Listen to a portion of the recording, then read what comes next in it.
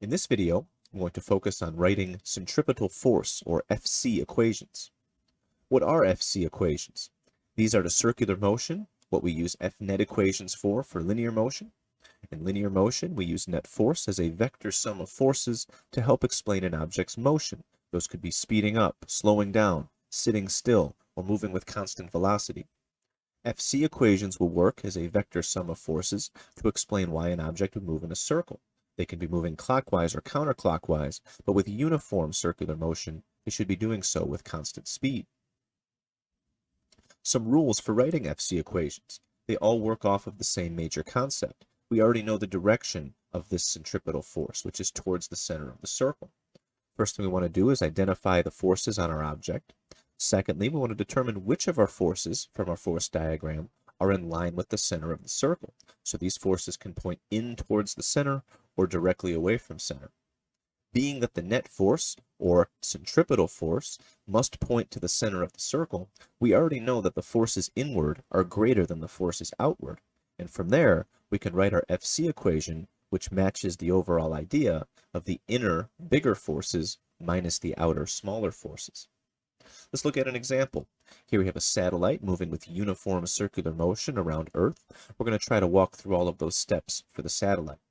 Step 1 is to identify our forces. In this case, there's a single force on the satellite and by the Earth. It's a gravitational force pointing right at the Earth's center. Now we determine which of our forces are in line with the center of the circle.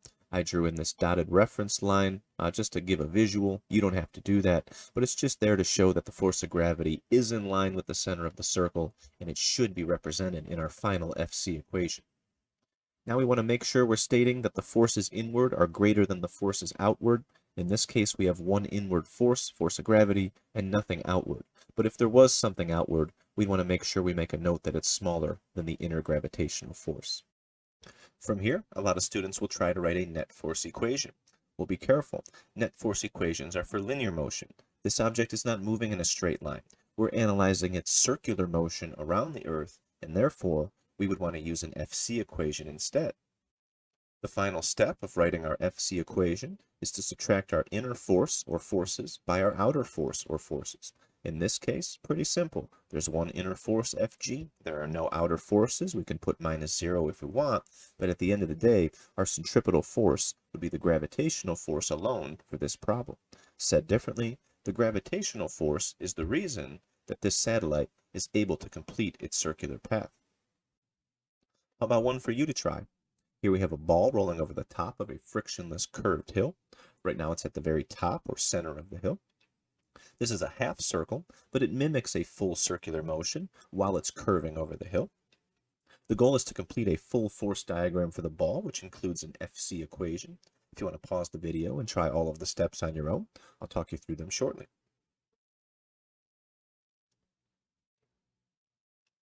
The first thing we want to do is identify our object, which is the ball at the top of the hill. At its location, there are two forces, a downward gravitational force from the Earth and an upward normal force from the hill. Again, I'm drawing in the dotted reference line to help us connect to the center of the circular path. If this ramp were a full circle, the center of it would be somewhere below the ball. That would be down here.